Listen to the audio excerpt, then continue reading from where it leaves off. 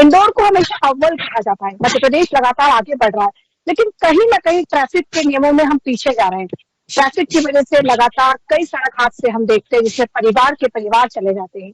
इन तमाम जानकारी को साझा करने के लिए आज मेरे साथ मौजूद है मनीष अग्रवाल जी है, डीसीपी है, ट्रैफिक का अच्छा खासा अनुभव रखते हैं। सर, आपका साधना न्यूज पर बहुत बहुत स्वागत है। राजेश नड्डा जी है, ट्रैफिक वॉलेंटियर है, लगातार फील्ड पर काम करते हैं। सर, आपका भी बहुत बहुत स्वागत है। राहुल करैया वरिष्ठ पत्रकार है, जो लगातार फील्ड पर रहते हैं, कई ट्रैफिक नियमों को देखते हैं लगातार। आपका भी बहुत बहुत स्वागत है। मनीष पुंडलिक जी है, आईपीएस एकेडमी के प्रिंसिपल है, उन्होंने एक मुहिम भी चलाई थी कि ट्रैफिक को कैसे सुगम बनाया जाए। सर, आपका भी बहुत बहुत स्वागत है। साथ ही गोवर्धन मेहता मेरे साथ है, इंदौर अध्यक्ष इलेक्ट्रिक मर्चेंट एसोसिएशन के अध्यक्ष हैं। सर, आपका भी बहुत बहुत स्वागत है। सर, मैं सवाल की शुरुआत आज मनीष अग्रवाल जी से करूंगी। सर, चूंकि आपको एक लंबा अनुभव है, आप ट्रैफिक को बहुत ही करीब से देखते हैं, ऐसा क्यों होता है कि हम इतने सुगम तरीके से आप लोग काम कर रहे हैं, लगातार फील्ड पर है, उसके बाद भी सड़क हादसे नहीं रुक रहे हैं, लगातार आंकड़ा बढ़ता हुआ जा रहा है? इसके पीछे के कारण क्या है? देखिए, इसमें सबसे जो टाइम जोन हम यदि देखें टाइम जोन, तो क्या होता है कि कुछ टाइम जोन ऐसे हैं, जैसे 3-3 घंटे के अंतराल पर हम देखें तो शाम को 6 बजे से रात के 9 बजे के बीच में सबसे ज्यादा जो टाइम जोन है उसमें सबसे ज्यादा हादसे होते हैं। और खासतौर से जो हादसे होते हैं वो शहर के जो बाहर का रिंग रोड है इलाका और उसकी कनेक्टिंग रोड्स है, जो गांव से शहर की तरफ आ रही है, शहर से गांव की तरफ जा रही है, वहां पर ज्यादा हादसे होते हैं। जैसे हम बात करें कि हम देवासना का, लसूड़िया, इधर खजराना, ये जो इलाका है पूरा, राऊ, गांधीनगर, लवकुश चौराहा, ये जो इलाके हैं ये गांव से शहर, शहर से गांव की तरफ जाते हैं। इन इलाकों में जो है सबसे ज्यादा हादसे होते हैं। दूसरा, अंदर की बात करें तो अंदर में हादसे कम होते हैं। दूसरा क्या है कि इसमें जो हम कई बार कैंपेन चलाते हैं कि हेलमेट वाला, खासतौर से माननीय सुप्रीम कोर्ट ने और हाई कोर्ट ने लगातार निर्देश दे रहे हैं, हमारे विभाग से भी निकल रहे हैं। कुछ कुछ ऐसी घटनाएं होती हैं कि जो हेलमेट ना पहनने की वजह से लोग जो है उसके शिकार होते हैं। जरा सी चोट लगती है। आज मैं दैनिक भास्कर में पढ़ रहा था तो उन्होंने इंदौर संभाग में सबसे ज्यादा आंकड़े बताए कि मौत के सबसे ज्यादा आंकड़े इंदौर संभाग में है। उसमें दो घटनाएं बताई थी कि उन 2 घटनाएं ऐसी हैं जो सिर में चोट लगी और उसकी वजह से आदमी हॉस्पिटल ले जाया गया और वो उसकी डेथ हो गई। इसमें एक चीज और है, इसमें एक और चीज बड़ी अच्छी कही है उन्होंने कि लोग तड़पता हुआ देखकर उसे वहीं छोड़ दिया। तो हमारे यहाँ एक मोटर व्हीकल एक्ट में अभी जो नए प्रावधान आए मोटर व्हीकल एक्ट में, उसमें प्रावधान है, हमने उसका प्रचार प्रसार भी कराया है, हॉस्पिटल में भी उसके बोर्ड लगाए हैं कि गुड सैमरिटन एक योजना है, गुड सैमरिटन योजना।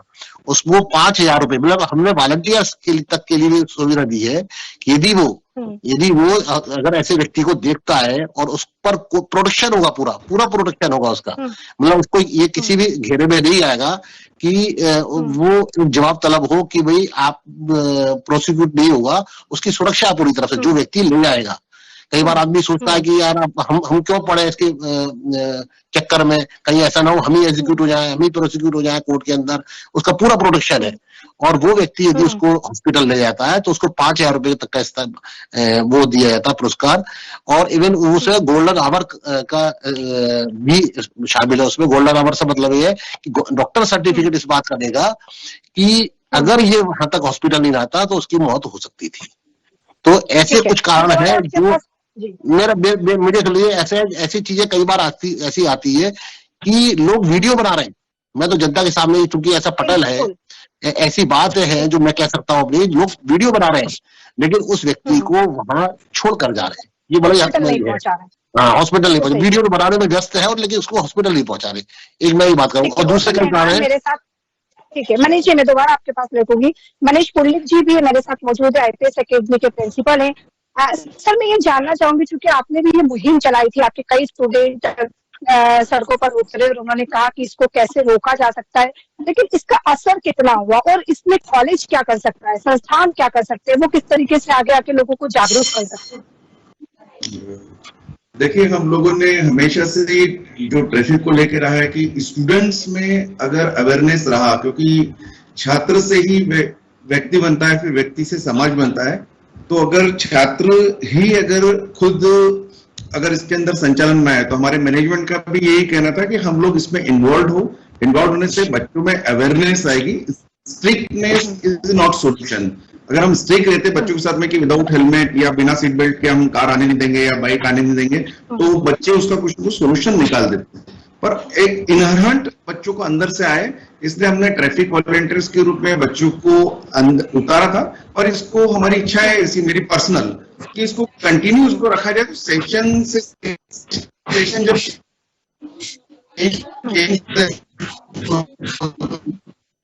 आपका वॉइस क्लियर नहीं आ पा रहा है मनीष जी, आपका वॉइस क्लियर नहीं आ पा रहा है। ठीक है मनीष जी, मैं दोबारा आपके पास लौटूंगी। गोवर्धन जी, मनीष जी आपका वॉइस बार बार डिस्कनेक्ट हो रहा है, शायद प्रॉपर वॉइस नहीं आ रही है मुझे। मैं गोवर्धन मेहता जी से पूछूंगी। गोवर्धन जी, क्या करना चाहिए इंदौर में खास करके आप, कि किस तरीके से हम बच सकें, कैसे बचेंगे हम इसको? क्या सुझाव है आपके पास आज?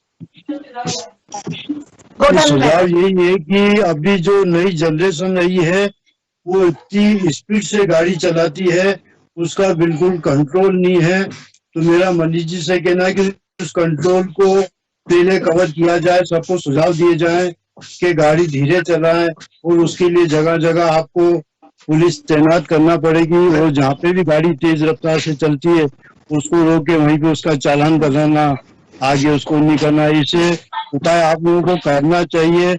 इस गति से चलाते हैं कि उनको परवाह नहीं कि अपनी जान की कब अपन कहाँ चले जाएंगे, क्या होगा हमारे साथ में। उस पर कंट्रोल बहुत जरूरी है, उसके बिना सुधार नहीं हो सकता। और बाकी हेलमेट वो जरूर समाज के एक वर्ग की भी ये जिम्मेदारी कहीं ना कहीं पुलिस प्रशासन के साथ साथ की वो भी इस तरीके की मुहिम चलाए। समाज को भी अब इस तरीके के काम करना चाहिए कि वो कैसे हम सुरक्षित रह सकते हैं, क्योंकि जिसका परिवार जाता है उसको पता होता है कि परिवार उजड़ जाते हैं। ऐसे अभी हमने पढ़ा हिट एंड रन, उसको मार तो दिया जाता है, एक्सीडेंट तो हो जाते हैं, लेकिन उठाया नहीं जाता। जैसे सर भी बता रहे थे कि वीडियो बनाने लग जाते हैं। तो इस समाज को जागरूक कैसे किया जाए? ये आपके पास सिर्फ समाज के लिए भी जो संस्था है उनको सबको ये अपने को संदेश देना पड़ेगा कि भाई हर वर्ग के जो भी लोग है गाड़ी धीरे चलाए और उस पर कंट्रोल करे। हर जितने भी संस्था है, जितने भी समाज है, सब दूर ये की जाए जब भी काम हो सकता है, नहीं तो वरना नहीं हो सकता। कोई गति गाड़ी की बिल्कुल रफ्तार इसी तरह से आए दिन एक्सीडेंट और ये सब होते रहते हैं। इसके जागरूक होना पड़ेगा, समाज को भी होना पड़ेगा, संस्था को भी होना पड़ेगा और पुलिस को भी एक्टिव रहना पड़ेगा। राहुल करेया जी के पास जाना चाहूंगी मैं। राहुल करेया जिससे एक ओपिनियन लेते, वरिष्ठ पत्रकार है राहुल करेया जी। क्या लग रहा है आपको, क्योंकि आप तो, हम पत्रकार तो हमेशा जमीन पर रहता है, वो लगातार देखता रहता है कि किस तरीके से एक्सीडेंट हो रहे हैं। इसमें सबसे ज्यादा जिम्मेदार आप किसको मानते हैं? किसको जिम्मेदारी लेनी चाहिए इस चीज की? कौन संभालेगा इसको? देखिए, कोई एक कारण नहीं है। जो इंदौर में जिस तरीके से हादसे हो रहे हैं या पूरे मध्य प्रदेश में जो हादसे हो रहे हैं, तो कोई एक कारण नहीं है इसके। बहुत सी चीजें हैं कि जैसे बल की कमी, पुलिस के पास बल नहीं। अभी कुछ दिन पहले ही पुलिस आयुक्त कह रहे थे मकरंद देवकर साहब की चारों लोगों की कमी है यहाँ पे थानों में, तो बल नहीं है। दूसरी सबसे बड़ी चीज जो मुझे नजर आई है कि ट्रैफिक पुलिस, नगर निगम और प्रशासन, तीनों के बीच में कोई कॉम्बिनेशन नहीं है कि ट्रैफिक को हम कैसे कंट्रोल करें। नगर निगम कहीं भी गड्ढा खोद देता है, ट्रैफिक पुलिस की जानकारी में नहीं होती, प्रशासन को पता नहीं होता। आम आदमी जब उस रूट से निकलता है, जो रात को निकला था वहां सब कुछ ठीक था, दूसरे दिन सुबह आता था वहां बड़ा गड्ढा, उसको ये भी मालूम होता है कहां से कहां जाऊं, उत्तम गुप्ता होता। तो कोई एक कारण नहीं। तीसरा सबसे बड़ी चीज, पिछले 2 साल से नाइट कल्चर को लेकर इंदौर में आवाज उठाई जा रही है। हालांकि आप बड़े शहरों की श्रेणी में आते हैं तो किसी भी चीज को रोका नहीं जा सकता, लेकिन कंट्रोल तो नहीं रह सकता। बातें होती है लेकिन कोई स्ट्रिक्ट कार्रवाई कभी जमीन पर देखने को नहीं मिलती। जो चीज को लेके बातें एक दिन पहले हुई है वही चीज दूसरे दिन भी नजर आती, तो कोई प्लानिंग नहीं। तीसरी बहुत बड़ी चीज कि इंदौर में आए दिन बड़े फंक्शन होते हैं, बड़े नेता यहाँ पे आते हैं, बड़े बड़े आयोजन होते हैं, पूरा ट्रैफिक बल, पुलिस बल उनकी चाकरी में लग जाता है। नतीजा 30 लाख भरोसे पड़े रहते हैं। तो ये बहुत सारी कमियां आप पब्लिक को अवेयर करके भी ये जल्दी जीती जा सकती है। या इंदौर के हादसों को सिर्फ पब्लिक को दोष नहीं दिया जा सकता, इसके लिए सरकार भी जिम्मेदार है, बल नहीं है कि शासन प्रशासन तीनों में कॉम्बिनेशन नहीं होना, ये भी एक बड़ा कारण है। आप देखिए कि इसके पहले जब किसी ने इंदौर स्वच्छता अभियान की शुरुआत की थी, मुझे याद है बहुत अच्छे से, तो उस दौरान बहुत सारी कठिनाइयां आई, लेकिन बहुत ही स्ट्रिक्टली इसको लागू किया, सबको भरोसे में लिया, एक सिरे से काम शुरू किया और नतीजा आप लोगों के सामने है कि हम 7वीं बार आज नंबर 1 के पार्ट ट्रैफिक को लेके कोई ये बातें नहीं करता, सब करते हैं, लेकिन जमीनी स्तर पर वो चीजें नहीं, कोई प्लान नहीं। इंदौर में बात इंदौर की भी नहीं है, आप पूरे मध्य प्रदेश को उठा लो, चारों शहर देख लें, जबलपुर, ग्वालियर, भोपाल, इंदौर एक जैसी स्थिति है। आप किसी चौराहे पे खड़े हो जाएं, अगर आप वहां पे 1 घंटे खड़े रहेंगे, 5000 लोग निकलेंगे तो उसमें 10 लोग भी आपको हेलमेट के बगैर दिखेंगे, हेलमेट नहीं दिखेंगे, 10 लोग दिखेंगे तो हेलमेट पहने, बाकी नहीं दिखेंगे। ये सारी डर नहीं, पुलिस का डर नहीं है। बहुत अच्छी बात राहुल करेगा जी ने कही कि किस तरीके से हमको इसको सुगम बनाना है, इसके लिए पुलिस प्रशासन को भी जिम्मेदार होना होगा, इसके लिए सरकारों को भी जिम्मेदार होगा। राजेश नड्डा भी मेरे साथ है, ट्रैफिक वॉलेंटियर है, लगातार काम किया है। राजेश जी, क्या लग रहा है आपको और कितनी मेहनत की आवश्यकता है इसमें? नहीं, मेहनत तो समय समय पर की जाती है, जागरूकता अभियान भी चलाए जाते हैं, लेकिन क्या होता है कि आम पब्लिक जो रहती है, एक तो वाहनों की संख्या काफी बढ़ती जा रही है दिन पे दिन, और ट्रैफिक नियमों का पालन नहीं कर पाते हैं, ट्रैफिक नियमों की अवहेलना करते हैं, भले ही उनके चालान भी बना दिए जाते हैं, तब भी वो लोग उन नियमों को पालन नहीं कर पाते हैं। मैंने कई बार चौराहे पे देखा है 3-3, 4-4 सवारियां लेकर जाते हैं और उनको रोकते भी हैं तो रुकते नहीं है, भाग जाते हैं एकदम तेजी से और पालन नहीं कर पाते हैं। लाल लाइट पे भी कई बार निकलते हैं, उन्हें सीटी बजा के भी रोका जाता है, तब भी वो रुकते नहीं है, आगे चलते ही रहते हैं वो। तो सबसे बड़ी चीज ये है कि ट्रैफिक नियम का पालन करना चाहिए, क्योंकि ट्रैफिक नियम पालन के लिए समय समय पर हर चौराहे पे मुहिम चलाई जाती है, बार बार सतर्क किया जाता है और वो पूरी तरह से, और हेलमेट नहीं पहनते सबसे पहले। कई बार हम लोग चौराहे पे खड़े रह के उनको बतलाते हैं कि सबसे प्रथम हेलमेट पहना कीजिए, हेलमेट का भी उपयोग नहीं कर पाते। ठीक है, मनीष अग्रवाल जी, मैं आपके पास आऊंगी फिर से। देखिए, मेरा भी इसमें आपको ऐसा भी लगता है कि आपको बल कम मिल पा रहा है, मतलब आपके पास पुलिस बल कम है इसलिए भी? क्योंकि अगर हम पाटलिपुरा चौराहे की बात करें, अगर हम पाटलिपुरा से जाके अगर सीधे विजयनगर चौराहे की बात करें, तो कहीं ना कहीं हमको पुलिस बल भी वहां पर कम नजर आता है, खास करके शाम की वजह, जब ट्रैफिक बढ़ जाता है, जब लोगों का घर जाने का समय होता है। तो क्या आपको लगता है कि ट्रैफिक के पीछे इसका भी एक कारण है कि अगर पुलिस बल बढ़ गया तो हम इसको कंट्रोल इजीली तरीके से कर पाएंगे? नहीं, देखिए, राहुल कटारिया जी ने जो बात कही है, मैं उससे नाइत्तेफाक नहीं करता, मैं उनके समर्थन में हूँ। लेकिन कुछ चीजें ऐसी हैं कि अभी हमें कुछ एनजीओस हमारे साथ खड़े हो रहते हैं, ट्रैफिक मित्र हमारे साथ खड़े रहते हैं। कुछ अभी बीच में हमारे कुछ मीडिया साथियों ने हमें बल भी उपलब्ध कराया था, कुछ एनजीओ उपलब्ध कराए थे, तो हमें उसकी जो पूर्ति है हम अपने ट्रैफिक मित्रों के माध्यम से कर लेते हैं। वैसे राहुल जी अपनी जगह सही है, लेकिन हम अपनी उसकी पूर्ति ट्रैफिक मित्रों के माध्यम से कर लेते हैं। हमने जगह जगह क्यूआरटी भी लगाई है। क्यूआरटी से मतलब है क्विक रेस्पॉन्स टीम है, जो हमने 12 नोडल पॉइंट है हमारे। हम क्या करते हैं कि अपने पीक आवर्स में हमारा जो ट्रैफिक थाना है, ट्रैफिक थाना में हमारा गूगल ट्रैक लगा हुआ है। इवन हमारे पास कंट्रोल रूम है, ट्रैफिक कंट्रोल रूम, वहां पर कुछ लोग हेल्पलाइन नंबर पे फोन लगाते हैं कि ये साहब यहाँ पे जाम लग रहा है। इवन मेरे पास सूचना आती है यहाँ पे जाम लग रहा है, तो हम अपने क्यूआरटी को वहां रेस्पॉन्ड करते हैं, मतलब वहां भेजते हैं और उसको जाम को खुलवाते हैं। तो मेरा सबसे बड़ा ये है पॉइंट, एक तो जो ट्रैफिक बल ये बिल्कुल सही है, लेकिन हमारी पूर्ति हो रही है उससे। जो हमारे निर्देश हमें ऊपर से मिलते हैं उसका पहले तो सही मायने में उसका पालन हो कि हमें जो एक तो ये जो हमारे बीच में हमारे एक साथी थे, उन्होंने कहा कि स्टूडेंट बहुत तेज रफ्तार से गाड़ी चलाते हैं। तो मेरा ये कहना है कि हम अगर एक टुकड़ी बनाते हैं, हम चालान की एक टुकड़ी बना लेते हैं एक, और हम कहते हैं कि पुलिस के साथ वो लोग खड़े हो जाए, एनजीओ लोग खड़े हो जाए हमारे साथ, कोई 2-3 लोग खड़े हो जाए, और हम किस परिस्थिति में हम चालान बना रहे हैं, क्योंकि हमारे पास एक उंगली उठाने का बहुत अच्छा लोगों का रहता है कि जब देखिए साहब कट्टा लेके खड़े हो गए, देखिए साहब पुलिस जो है ट्रैफिक पुलिस फिर वसूली करनी शुरू हो गई। तो हम इस घेरे में नहीं आना चाहते। हम एक ट्रांसपेरेंट पुलिसिंग चाहते हैं। जैसे हमारे निर्देश है हमारे सीपी साहब के यानी कमिश्नर साहब के कि मुझसे वो कहते हैं कि कभी भी मैं नहीं चाहता कि कैश का ट्रांजेक्शन रोड पर हो।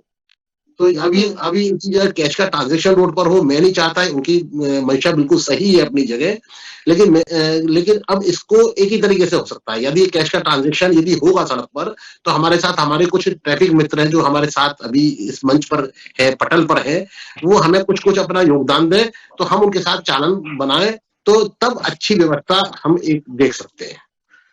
बहुत अच्छी बात कही आपने कि अगर आपके सहयोग अगर आपको मिलता है तो आप कहीं ना कहीं स्कोर अच्छे सुगम बना सकते हैं। हाँ, सवाल ये है जैसे कि राहुल जी कह रहे थे कि मिसकम्युनिकेशन भी कहीं ना कहीं, जैसे कि नगर निगम ने अगर वाकई में कहीं पर आपको ये बात पता नहीं है और सुबह तक वहाँ पर खुदाई होती है, तो ये बड़ा फैक्ट है कि आप तक या तो वो बात पहुंचाई नहीं जा रही है, या फिर अगर आप तक वो बात पहुंच गई है तो उसका रिस्पॉन्स नहीं आया।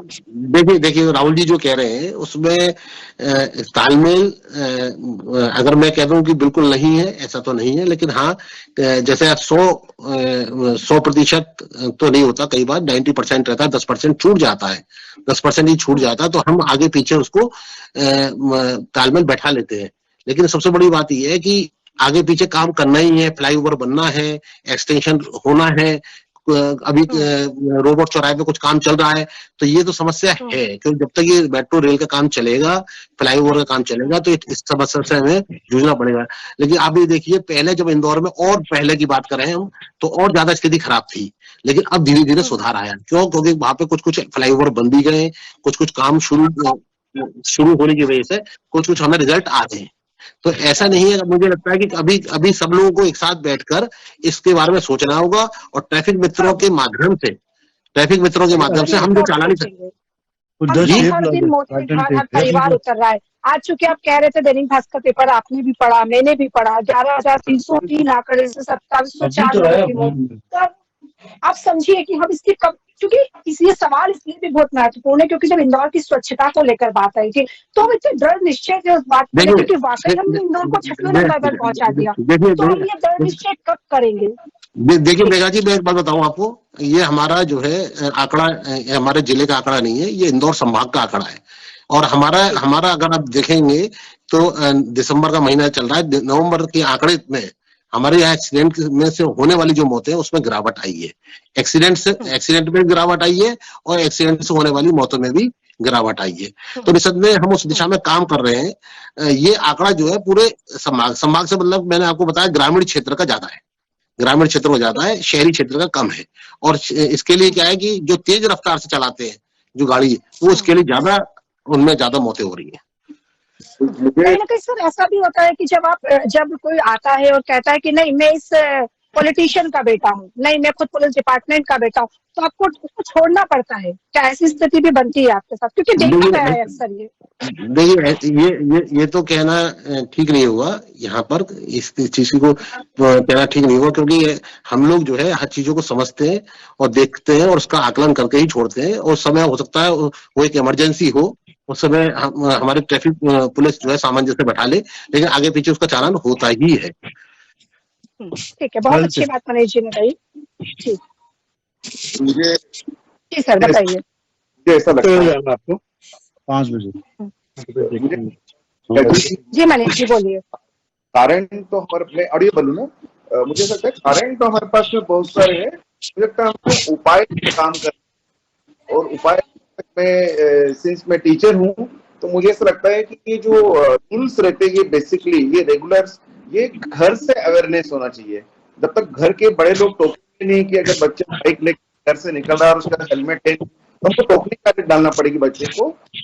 और ये कि जो ऑर्नामेंट, जैसे हेलमेट जो है मेरा आभूषण है, सीट बेल्ट करना कंपल्सरी, जब तक सेल्फ अवेयरनेस नहीं आएगी तब तक नहीं हो पाएगा। अगर हम इंदौर की बात करते हैं कि स्वच्छता में हम 7वीं बार जीते हैं या हम इसमें इतनी बार फर्स्ट आए हुए हैं, तो उसके पीछे रीजन केवल नगर निगम नहीं था, उसके पीछे लोगों को सेल्फ अवेयरनेस थी। तो मुझे लगता है कि जब तक सेल्फ अवेयरनेस आ जाएगी तो शायद काफी हद तक हम कंट्रोल पा सकते हैं। घर से मनीष कुल्लक जी ने बहुत अच्छी बात कही कि हम इसकी शुरुआत अपने घर से ही करें, कि हमेशा जरूरी नहीं कि हर चीज की जिम्मेदारी पुलिस और प्रशासन पर दी जाए, सरकारों पर दी जाए, कुछ जिम्मेदारी समाज की भी होती है। तो मैं वापस गोवर्धन मेहता जी पे जाना चाहूंगी। गोवर्धन जी, वाकई में जिम्मेदारी पेरेंट्स की भी होती है कि वो अपने बच्चों को बताए कि आपको गाड़ी की स्पीड कम रखना है, आपको हेलमेट का प्रयोग करना है, और पिता भी हेलमेट का प्रयोग करें। क्योंकि अक्सर जब पुलिस बच्चों से पूछती है कि आप हेलमेट क्यों नहीं लगाते, तो जवाब ये आता है कि घबराहट बहुत होती है हेलमेट लगाने से, कि पीछे का दिखता नहीं है इसलिए हेलमेट। अधिकतर सवाल जवाब आते रहते हैं। तो आज आप क्या कहेंगे इस प्लेटफॉर्म पर?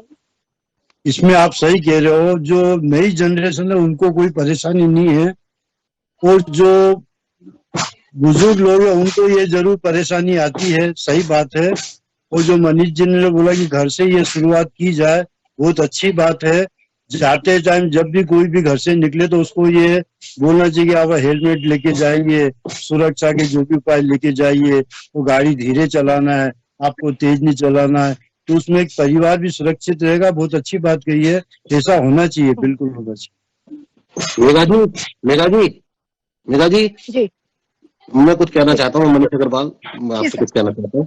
मैं अभी चुनाव आचार संहिता से पहले हमने एक ड्राइव चलाई थी, करीब उसको हमने 100 दिन तक चलाई थी एक ड्राइव।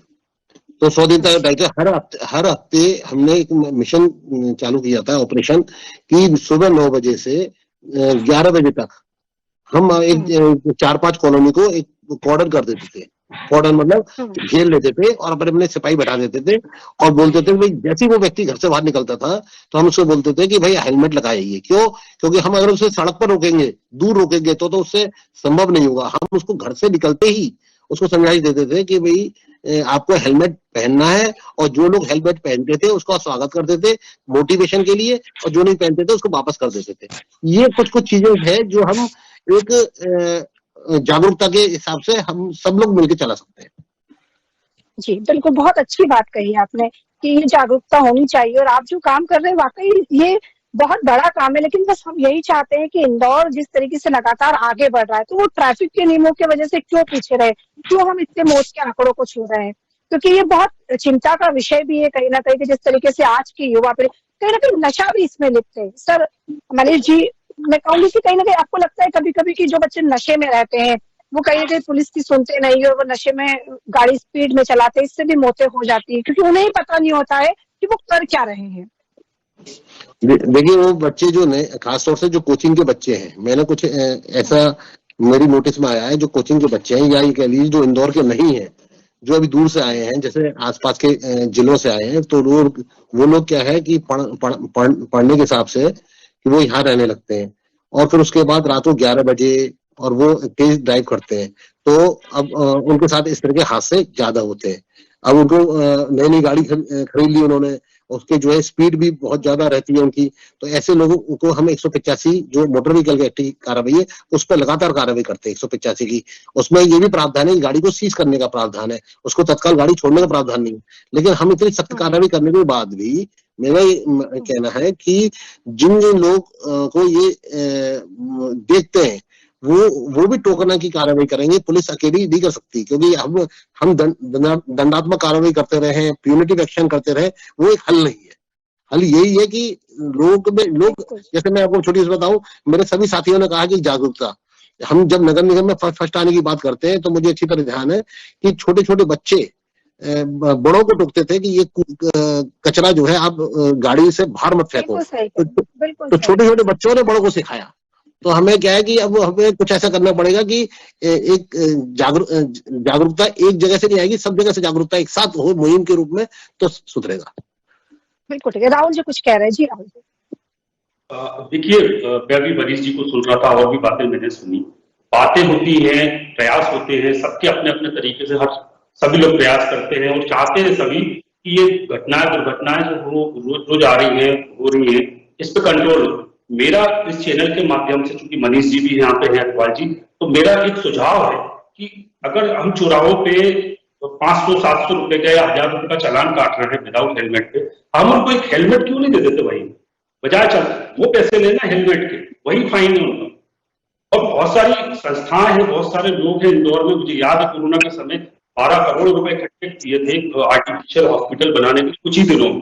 तो इंदौर में सहयोग करने वालों की कमी नहीं, एक प्लानिंग की जरूरत होती है। और मेरा ये सुझाव है, इसको मनीष जी अगर आप थोड़ा सा ध्यान से सुनेंगे, तो ऐसी संस्थाएं पहले से जो हेलमेट के लिए पैसे दे या हेलमेट ला के रखते या मौजूद करते ISI मार्क के, आप चालान काटने की बजाय हेलमेट उनको दे।